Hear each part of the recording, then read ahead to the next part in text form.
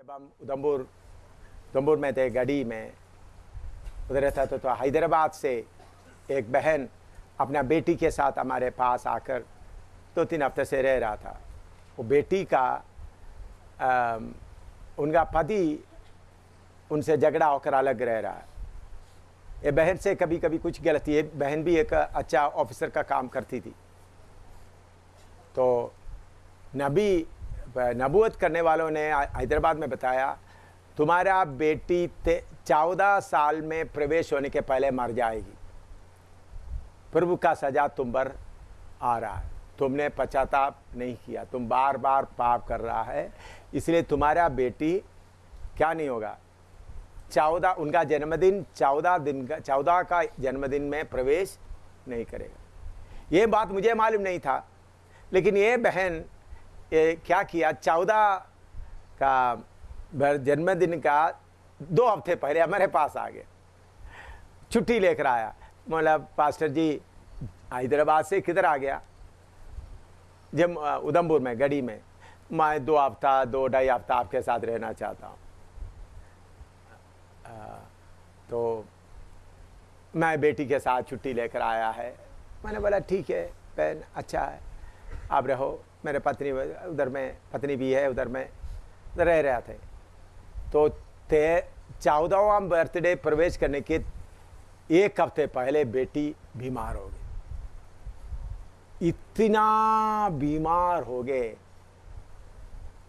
Birthday का 1 दिन बाकी है, वो बेटी बेहोश हो गई। तभी ये नहीं बोला मुझे, बेहोश होकर पड़ी है, रो रही है।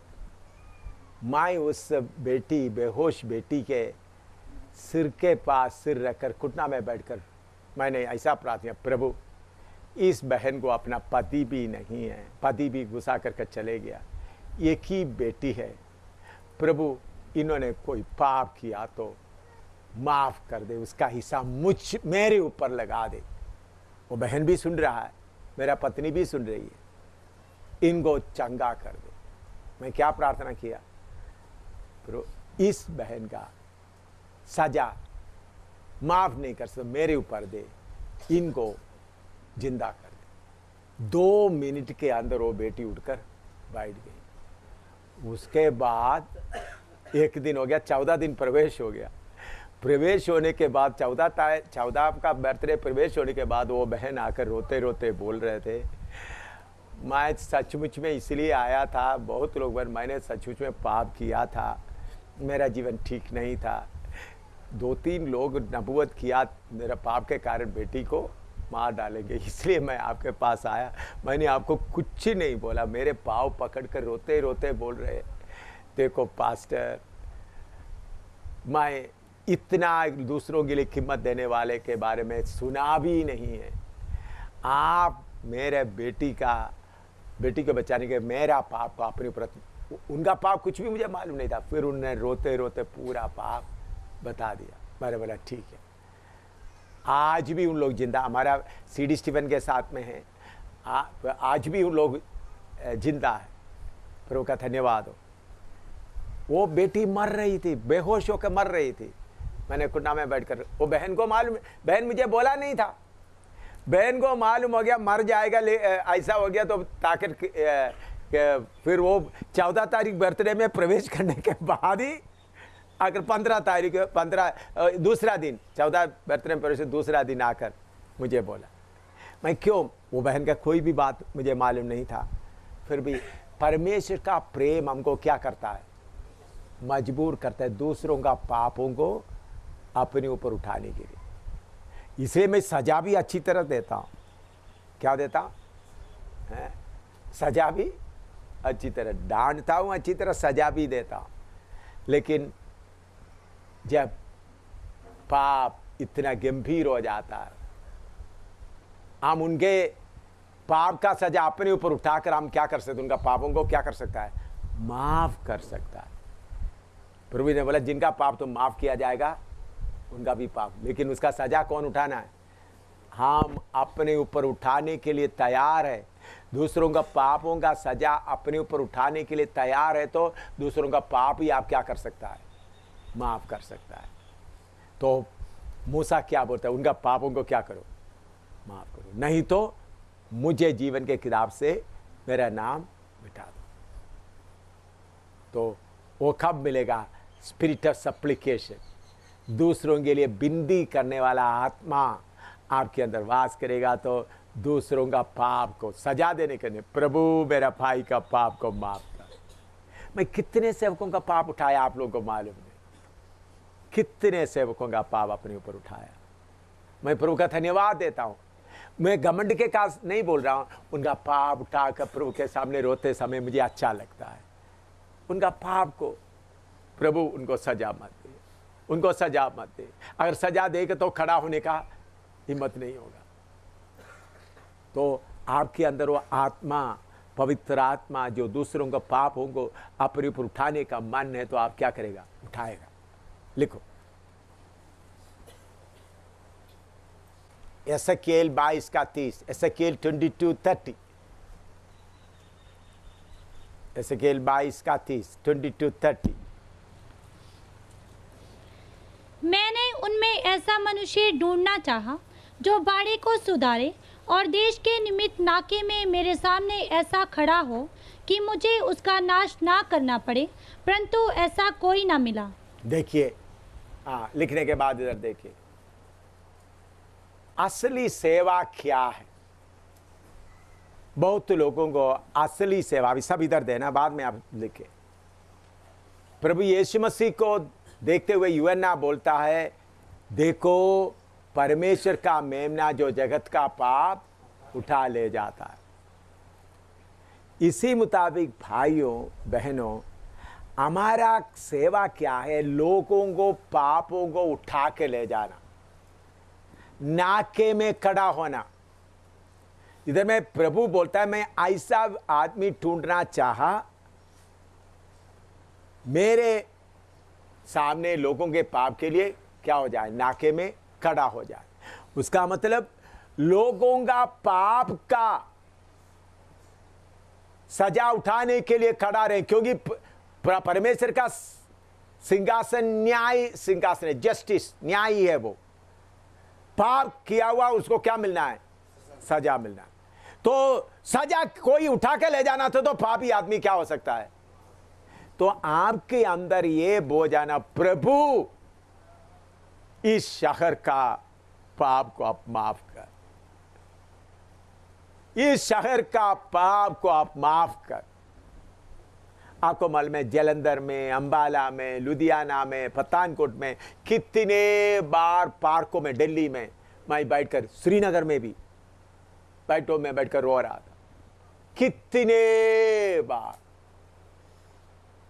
एक बार नहीं, कितने बार। एक बार श्रीनगर में लाल चौक के उधर में, लाल चौक के पास में उधर में एक पार्क है, उधर बाजार के जैसे से थोड़ा इस तरफ में। तो मैं उधर शहर में बैठ कर पार्क में बैठकर रो रहा था, प्रभु ये श्रीनगर को। ऐसा मैं रोते रोते रोते रोते करीबन 1.5 घंटे से ज़्यादा हो गया, क्योंकि पेड़ का छाया था, मैं कर रो रहा था। तो मेरे से करीबन 10 गज में एक भाई आकर बैठ गया, लड़का था। फिर प्रभु की आत्मा मुझे उनके पास जाकर प्रार्थना बोलो। तो उनको मैंने जाकर पूछा, आप कौन है? और उन्होंने कहा, देखो आज मेरा बर्थडे है, मेरा पापा मेरे याद नहीं करता, मेरा मम्मी मुझे मम्मी के पास इतना पैसा नहीं। बांडीपुरा का आदमी था। तो उनको सुसमाचार सुनाया। फिर उनको बाद में बपतिस्मा लिया, पवित्र में जम्मू में आया, उधमपुर में आया, पवित्र आत्मा पाया। अच्छा, फिर उनके घर में ले गए, वो अच्छा सेवक बन गया। अच्छा सेवक बनने के बाद दिल्ली में ले गए। तो दिल्ली में जाकर फिर उन्होंने अफ़गानिस्तानी कुछ लोगों के साथ में उनका संबंध हो गया। संबंध होने के बाद उन्होंने अभी अफ़गानिस्तान के लोगों के बीच में सेवा कर रहा है। उसका नाम असाद अब्दुल्ला ने उसके बाद आया था, नाम अभी एकदम मेरे जीव में नहीं आ रहा। तो उनको मुझे कहाँ मिला था? लाल चौक में आकर उधमपुर गढ़ी में हमारे साथ में कम से कम 3 साल रहा। उन्होंने हमारे साथ में रहा। फिर बाद में उनका शादी के दिल्ली में एक नर्स के साथ शादी का इंतज़ाम वगैरह हो गया। बहुत अभी सेवा अच्छी तरह, उनको मिलकर के काफ़ी देर हो गया, अभी कम से कम 4-5 साल हो गया उनको मिलकर, नहीं तो कभी कभी बीच में मिलते थे, क्योंकि उनको उर्दू भी अच्छी तरह से देखने से अच्छा, बिल्कुल गोरा सा अंग्रेज जैसा दिखाई देता था। अच्छा बेटा था, मुसलमान खानदान से आया था। प्रभु का धन्यवाद हो। लेकिन वो मुझे कहाँ मिला? उधर पार्क में बैठकर मैं रो रहा था। इसी मुताबिक मेरे प्यारो, सेवा क्या है? लोगों का पापों को अपने ऊपर उठाने के एक मन, लोगों का पापों को अपने ऊपर उठाने का मन होगा तो अपने आप रोना आएगा। सियोन के बारे में हम पढ़ते हैं, जब उनको दर्द हुआ तब बच्चा जन्म लिया।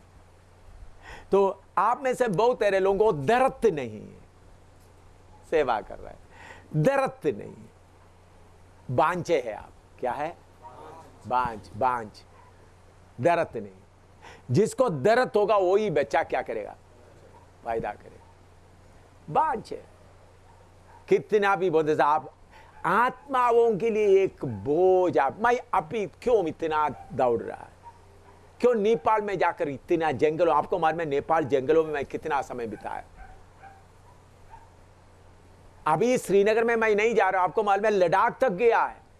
श्रीनगर में जितना शहर जिधर जिधर खड़ा होकर प्रचार कर सकता मैंने प्रचार किया है। श्रीनगर में कितने महीने तक उधर मैं बैठता रहता था, पार्क में, बड़ा बड़ा पार्क में, बहुत श्रीनगर में बहुत सेवा किया। लेकिन अभी का श्रीनगर बहुत बड़ा है। उस वक्त का श्रीनगर आज से करीबन 15-20 साल पहले की बात मैं कर रहा हूं। उस वक्त मैंने सब मुसलमान मुझे मारने से क्या होता, मुसलमान मुझे ज्यादा मारा हुआ लोग मुसलमान लोग हैं। फिर भी क्योंकि हिंदू लोग मारेगा तो कुछ खून देखेगा तो उनको तुरंत क्या आता है, तरस आता है। मुसलमान खून देखेगा तो भी उनका दांत पिसना छोड़ता नहीं है, जोर से मारता है। फिर भी दर्द, अगर आपको आत्मा मिलना है तो आप लोगों का दर्द के बिना का प्रचार है, दर्द के बिना का सेवा है। जिधर दर्द होता बच्चा जरूर पैदा होता है। दर्द तो ना, आप कितना बच्चा पैदा, क्योंकि सुसमाचार के द्वारा क्या होता है, क्या है हमारा काम? क्या है? बच्चा पैदा करना है, आत्मिक बच्चा पैदा करना। आपको दर्द नहीं होता तो और कच्चा कच्चा सूखा सूखा बड़ा बड़ा प्रचार करेंगे, बच्चा पैदा नहीं होगा, बांझ है आप।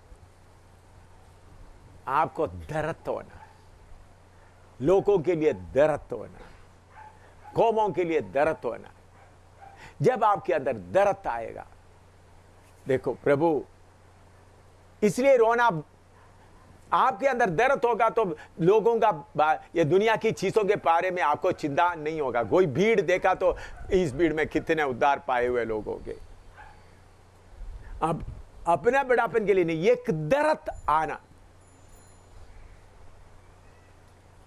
दर्द होगा तो। मैं साइप्रस में गया, एक ही बार साइप्रस में गया, जो अमेरिका में जाते कुवैत से साइप्रस गया। साइप्रस क्योंकि मैं पौलुस कहाँ गया था, साइप्रस में गया था, वो जगह थोड़ा देखने के लिए। तो उधर जाकर उधर का पाप देखकर कितना, उधर भी प्रभु ने आत्माओं को उद्धार के रास्ते में लेके आए। किधर भी आप जाए, मायामी में, अमेरिका मायामी में जाकर क्यों बीच में प्रचार करता रहा, उधर का पाप देख करके, लोगों का पाप देख करके अंदर रोना आया। उधर भी प्रभु ने सेवा शुरू की, आज भी चल रहा है। तो मेरे प्यारों, अगर सेवा आपसे ठीक होना है तो आपके अंदर लोगों का पाप उठाने का एक बोझ चाहिए। इसलिए परमेश्वर बोलता है, मैं उनके बीच में से ऐसा कोई मिलेगा, ढूंढा है। आप सोचेंगे मैं उद्धार ऐसा पाना, लाइन लाइन में ऐसा करना बोल से नहीं भाई, कच्चा रहेगा। आपके अंदर एक दर्द होना है, प्रभु आत्माओं का, इस शहर को आप बचा लो, इस गांव को आप बचा लो, इस देश को आप बचा लो। थोड़ा प्रार्थना करो, एक दर्द आपके अंदर आए। पवित्र आत्मा को बोलता है क्या है, स्पिरिट ऑफ सप्लिकेशन, विनती करने का आत्मा। हिंदुस्तान के लिए एक दर्द हमारे अंदर आए, पंजाब के लिए, हरियाणा के लिए, एक एक शहर के लिए एक बच्चा पैदा होने का दर्द आना। जैसे एक मां को बच्चा पैदा होने का दर्द आता है, तब बच्चा पैदा होता है। जब तक कि बच्चा पैदा होने का दर्द नहीं होता, काम नहीं होगा। Hallelujah, hallelujah. स्पिरिट ऑफ सप्लिकेशन, पवित्र आत्मा मुझे यह दर्द दे, दूसरों का पाप देकर मैं स्वर्ग में जाऊंगा बोलकर नहीं। मैं कभी कभी बोलता प्रभु इन लोग सब नरक में जाते तो मैं अकेला स्वर्ग में जाकर क्या होगा? मेरे हिंदुस्तान के लोग सब नरक में जाएंगे तो मैं स्वर्ग में जाकर क्या करना है? एक दर्द आ, पर हिंदुस्तान का इतना करोड़ों लोग नाश में जा रहा है। अब्राहम बिंदी किया, एक दर्द आपके अंदर आए, स्पिरिट ऑफ पवित्र आत्मा के द्वारा, सिर्फ अन्य भाषा नहीं, एक दर्द आ जाए। सेवा करना तो मतलब क्या है? बच्चा पैदा करने का है। एक दर्द, एक pain of delivery.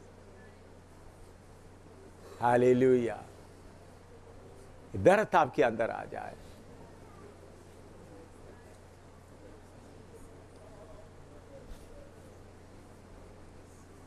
Hallelujah.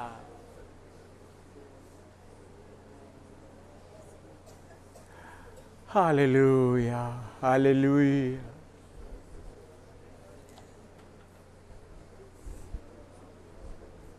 Hallelujah.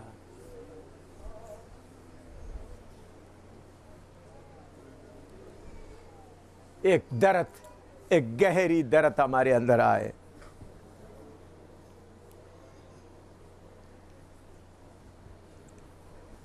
प्रार्थना करते, प्यारे प्रभु तेरे धन्यवाद हो, तेरा वचन आज इतना तक सीखने के लिए तूने करवा दिया। प्रभु हमारे अंदर एक असली दर्द बढ़ता जाए, असली दर्द बढ़ता जाए, ताकि हिंदुस्तान के लिए, नेपाल के लिए हम रोता रहें, आत्माओं को पैदा करें। एक के साथ हो, यीशु के पवित्र नाम से मांगते हैं, आमीन।